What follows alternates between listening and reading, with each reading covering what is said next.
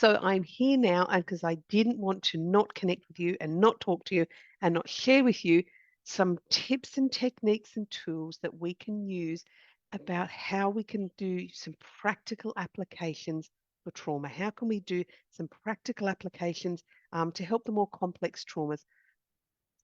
Now, when we think of complex traumas, it is it can be a little bit scary for people, particularly practitioners, to head into there because it's like, I don't know if I know enough. I don't know if I'm able to do this. So let me give you some tips and hints, tips and tools on what to do with more complex traumas. Firstly, it is a very, very slowly approach. I have done some great work with EFT and being able to kind of slide in fairly quickly into what the trauma is and what they've got going on. But it really, really does depend on what the trauma is. If we pick up some childhood trauma and we look at some of the more significant childhood trauma, if you try to delve into that too fast, what will often happen is you will get this element of, let me just fix the microphone. You will get this element of, what's the best way to word it? They can spiral. Probably the easiest way to put it. They can spiral. So if you go in too hard and too fast and uncover too much too soon, the person might be quite fine in the actual session with you, but you might find that they're going to spiral afterwards because it's like you've opened Pandora's box. And so what you need to do is make sure you have good support networks in place for afterwards for these clients. You need to make sure that there's some way of follow up with them, of making sure that they can connect with you. What does the next session look like? What is the work that they're going to do between sessions? Because sometimes, particularly when we have a new client, when we don't know, like if they're coming, if they can tell you they're coming for trauma versus they're coming because something's not functional, sometimes it's just a little bit more of a very slowly approach.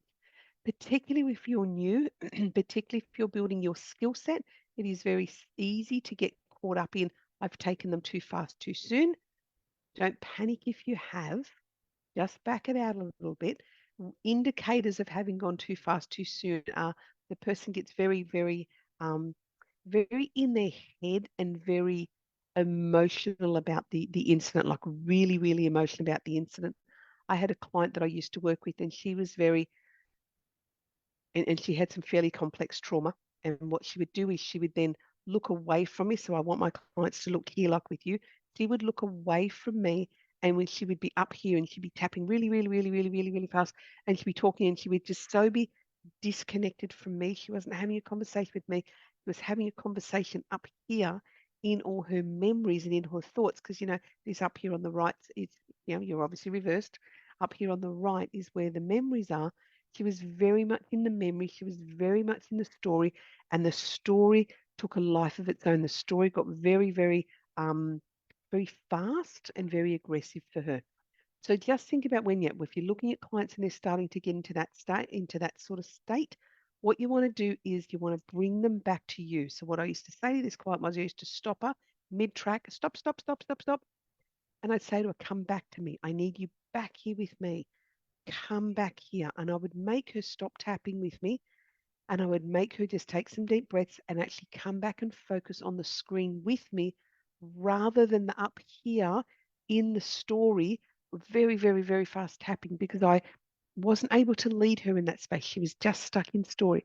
So if you get clients that do that, you got to stop them and you've got to bring them back to you, bring them back into the room, get them back and be grounded. Same again if you have this happen and they go off into their own story. Anywhere where they're in story, like a really winding up story, and by winding up, I'm talking about, those stories where they tend to get some momentum happening before them, and the person's just talking and talking and talking and talking and talking. You want to cut those off. So get them to come back to the room, back here with you, being grounded and present, eyes open. They don't get to close their eyes. And every time they do, bring them back here with you gently and kindly. Bring them back in the room with me. Come back here in the room with me. Right? So that's what you're going to do to help people to sort of, when you're working with some of the more complex stuff. Now, also with some of the more complex stuff, what you're going to need to do is break it down. Now, if you're a practitioner who's been beautifully trained, like I'm sure you have, all the tools and the techniques that we use, particularly like the sneaking up on technique, where you're actually sneaking up on the event. Don't even take them into the trauma itself, but it's what if you were to think about, dealing with some of this trauma? What if you were to think about some of the stuff you've got going on? When you get them to that space and you get them to think about it, do the tapping at that space. So you kind of step them towards the thing that they've got going on very, very slowly. Because remember, some of these complex traumas are just they're so interwoven and they're so multifaceted. There are so many components to it sometimes. It could have been something that happened multiple times. It could have had lots of players in it, lots of people in it. It may have only had that person and one other person, but the complexity comes from the thoughts they have around it, the story that they tell, the thoughts that are there, what they made it mean about them, what the impacts for their life were, all of those sorts of things. So you've got to go into it quite slowly. So that sneaking up technique, where you can kind of sneak up about it, you can talk about in and around it without actually going into it. You want to do a lot of that before you get there. And you're going to regulate your client. You're going to gauge them. You're going to assess where they're at. You're going to keep an eye on them. Are they getting agitated? Is their body getting upset? Or are they relatively calm about it? And gauge with them, and then you can step them in. Once you've got them calm on that more sneaking up stuff, then you can go into the traumas, you can go into what's going on for them, but again, in a step by step by step way. Once you've got that, maybe it's time to use a movie technique. You know the movie technique, 3 to 5 minutes. It's a little snippet of what went on. It's not something that went on for a whole day, not something that went on for, a couple of days. It's one little segment of that. So you might need to chunk it down. And it may be, say it may have lasted, 2 hours. Say it was something that lasted 2 hours. You want to get hold of what's the worst part of it. I know some stuff that people have been through is just the whole thing was horrendous, but some part of it must have been the worst part, the shock point. What was that shock point? Give me the shock point, and then work on the little 3 to 5 minute movie on the shock point. It's going to annoy me now. What was the shock point? So work on that little bit there, and then when you're able to work on that little bit, okay, what was the next most shocking part? What was the next part that really took your breath away? What was the next part that happened? Again, same kind of small event that happened. Don't let them jump into multiple events. To kind of break down the one that's got the most intensity, the one they repeat the most, break it down. That's a little chunk of it, a different little chunk of it, a different little chunk of it, and just see what you can pull apart in different pieces in different ways rather than trying to get them tapping on this very, very big event that has happened. That's one of the more practical ways to be able to work with your client to break down those complex traumas. The other thing you can do is get educated.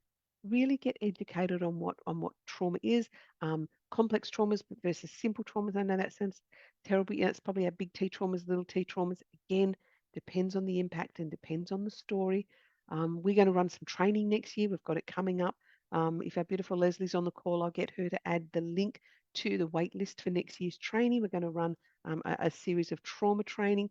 We've been talking about it for quite a number of months, and the time has come. So we are going to run a trauma course next year, and we're going to work with people. You don't have to be an EFT practitioner, just someone who wants to work with people on trauma. Obviously, we're going to focus quite a bit on tapping with it. So yeah, pop your details in and get onto the wait list. In that, we're going to look at a number of different traumas. So when we talk about complex traumas, there's also vicarious trauma. There is the trauma that someone else has that you tend to take on. It may be that you're living with this person and they've got the trauma. It may be you're living with the impacts of the trauma. It may be that you're a therapist who wants to make sure that they don't take home the trauma from the person that they're working from. All sorts of facets on the vicarious trauma. We'll touch on all sorts of others, the sexual traumas and the accident and impact traumas and all sorts of ways that it comes in and what it does to the body. So in terms of more practical application for it, if you're going to look at some of your own trauma for yourself, what you want to be focused on is get yourself a journal because you'll need to break it down. Now, remembering that sometimes some of the events and incidents and things that are in our head, our body's trapped away on purpose. It's put the information away, it's locked it all away. But sometimes it's not overly accessible. It's not really easy to get to in your own head by yourself.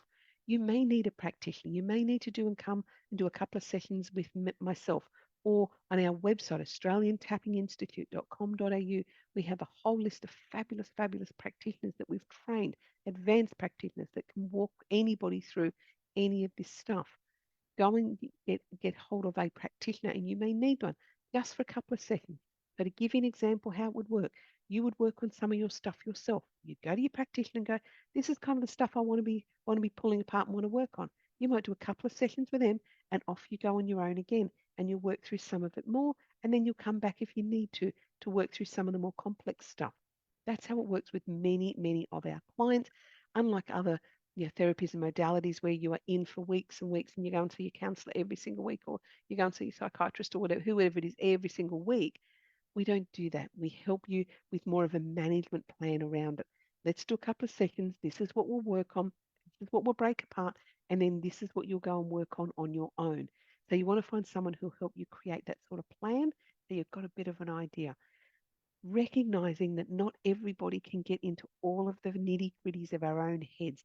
Even I use a practitioner, even I have my own counselor, my own therapist that I go and see, because I know that I need to clear some of my stuff from time to time, because some of it I just can't clear myself.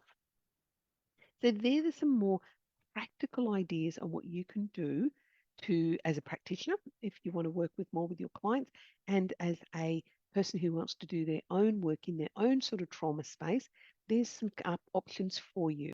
And we would love to, love to, love to be able to help you to just have a healthier, happier, and much, much better life.